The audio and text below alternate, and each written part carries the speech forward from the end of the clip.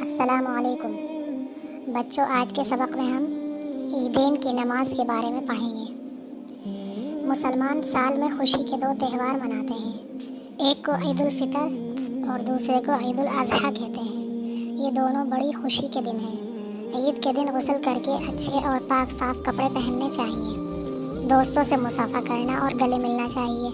عید کی نماز عیدگاہ، کھلے میدان یا جامع مسجد میں ادا کی جاتی ہے، جس سے مسلمانوں کے اتحاد، ان کی شان اور ان کی طاقت کا اظہار ہوتا ہے۔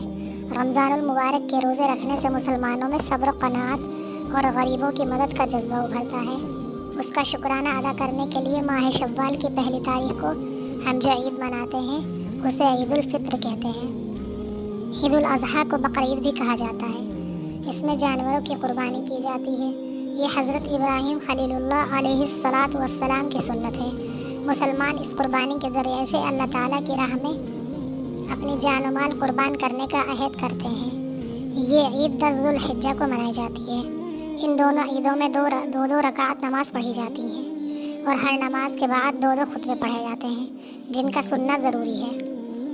آئیے اب اس سبق کے حوالے سے سوال کرتے ہیں، جواب دیجیے۔